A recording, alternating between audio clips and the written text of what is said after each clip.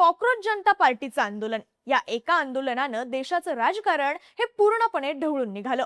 या आंदोलनामुळे केंद्रीय शिक्षण मंत्री धर्मेंद्र प्रधान यांना राजीनामा द्यावा लागला. या आंदोलनामुळे विरोधकांचा हरवलेला आवाज पुन्हा मोठा झाला. महत्त्वाचं म्हणजे हे आंदोलन सरकारसाठी एक रियालिटी चेक ठरलं. मोदी सरकारच्या विरोधात एवढ्या मोठ्या प्रमाणात लोक रस्त्यावर येतील याची कल्पना कोणीही केली नव्हती, पण ते घडलं. या आंदोलनामुळे आणखी एक गोष्ट घडली, ती म्हणजे सरकारने पावसाळी अधिवेशनासाठी केलेलं प्लॅनिंग पूर्णपणे फेल झालं. 20 जुलैपासून संसदेच्या पावसाळी अधिवेशनाला सुरुवात झाली आहे. मागच्या अधिवेशनात सरकारनं आणलेलं नारी शक्ती विधेयक विरोधी पक्षांनी पाडलं होतं. या विधेयकाच्या माध्यमातून सरकारला देशात डिलिमिटेशन करायचंय. आता हे विधेयक काहीही करून पावसाळी अधिवेशनात पास करण्याचा सरकारचा प्लॅन होता. यासाठी अमित शहा मागच्या 3 महिन्यांपासून तयारी करत होते. मात्र आता ती तयारी वाया जाताना दिसतेय. सीजेपीच्या आंदोलनामुळे डिलिमिटेशन गंडलं असं चित्र निर्माण झालंय. हा विषय नेमका आहे काय? सरकारनं डिलिमिटेशनची तयारी कशा प्रकारे केली होती? आता ही तयारी कशी वाया जातीये? सीजेपीच्या आंदोलनानं डिलिमिटेशन कसं गणलंय समजून घेऊयात या व्हिडिओच्या माध्यमातून. नमस्कार, मी शीतल आणि तुम्ही पाहताय बोलभिडू.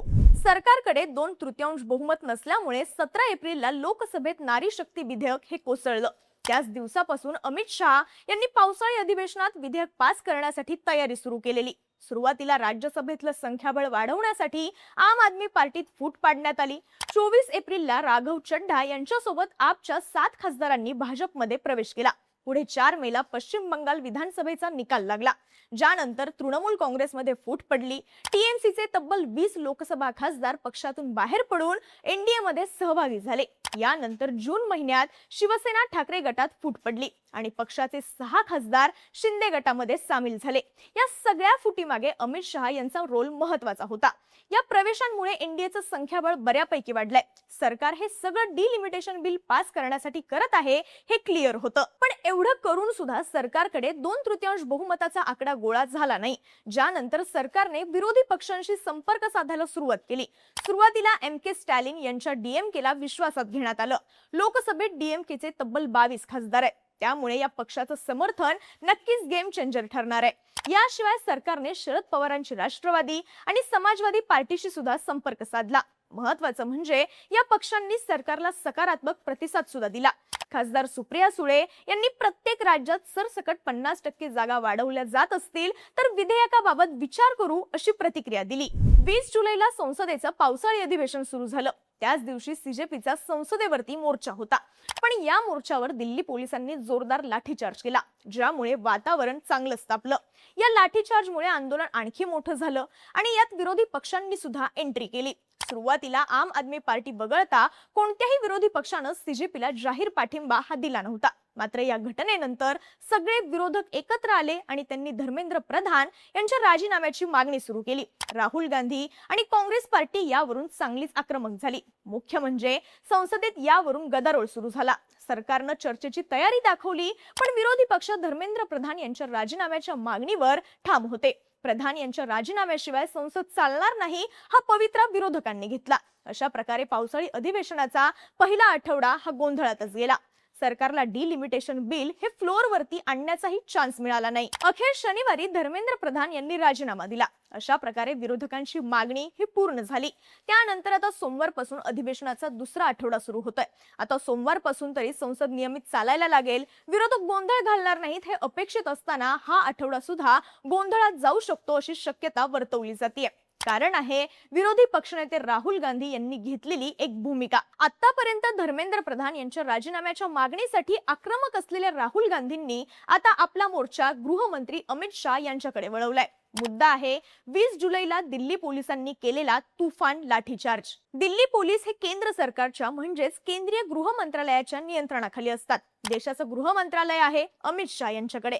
त्यामुळे आता राहुल गांधी यांनी अमित शहांवरती आरोप करायला सुरुवात केली आहे. दिल्ली पोलिसांना विद्यार्थ्यांवर लाठीचार्ज करण्याचा आदेश कोणी दिला असा प्रश्न राहुल गांधी यांनी विचारलाय. राहुल गांधी यांनी शनिवारी 25 जुलैला गृहमंत्री अमित शहा यांना उद्देशून एक पत्र लिहिलं. या पत्रातून त्यांनी अनेक प्रश्नांची उत्तरं मागितली आहेत. राहुल गांधी यांनी लिहिलंय की दिल्लीत तैनात असलेल्या सुरक्षा दलांची जबाबदारी गृहमंत्र्यांकडे असते. त्यामुळे गृहमंत्री अमित शाह यांनी विद्यार्थ्यांविरोधात पॅलेट गन्स वापरण्याची परवानगी दिली होती का? जर त्यांनी परवानगी नसेल दिली तर मग ही परवानगी कोणी दिली, असा प्रश्न राहुल गांधींनी उपस्थित केलाय. एवढंच नाही तर 20 जुलैच्या संसद मोर्चात साध्या वेशातले लोक विद्यार्थ्यांना काठ्यांनी मारहाण करताना दिसले.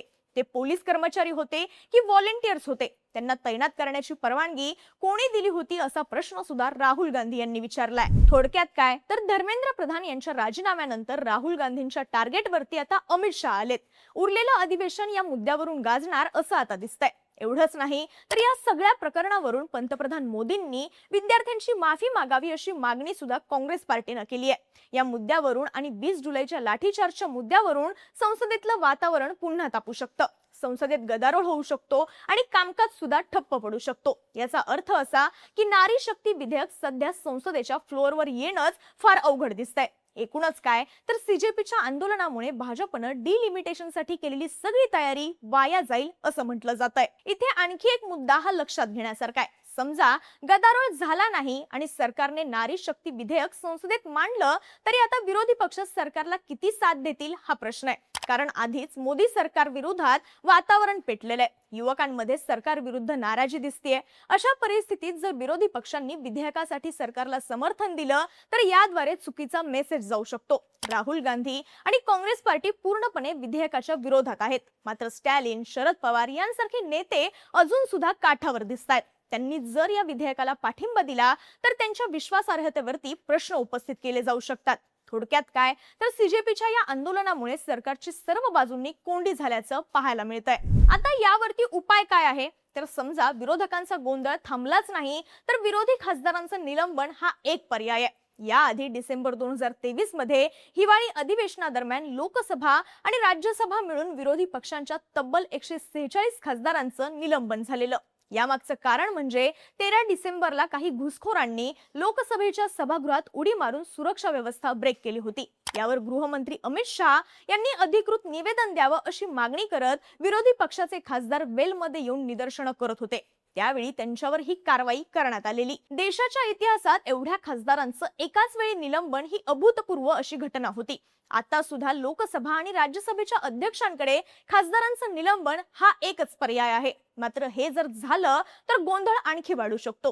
सीजेपी आंदोलनामुळे सरकार आधीच बॅकफूटवर गेलंय आणि विरोधकांचा जोर सुद्धा वाढलेला आहे. अशा परिस्थितीत जर अशी कारवाई झाली तर यामुळे विरोध आणखी वाढू शकतो. एकूणच काय तर कॉक्रोच जनता पार्टीच्या आंदोलनामुळे सरकारनं पावसाळी अधिवेशनासाठी केलेली सगळी प्लॅनिंग आता फेल होताना दिसतेय.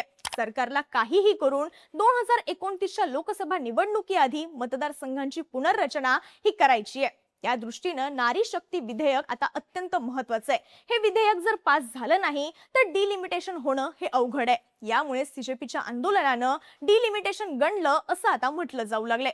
तुम्हाला काय वाटतं, या अधिवेशनात हे विधेयक पास होईल का की भाजपची तयारी ही वाया जाईल? तुमची मतं आणि प्रतिक्रिया आम्हाला कमेंट करून नक्की सांगा आणि माहितीपूर्ण व्हिडिओसाठी बोलबिडूच्या YouTube चॅनलला सबस्क्राइब करायला विसरू नका.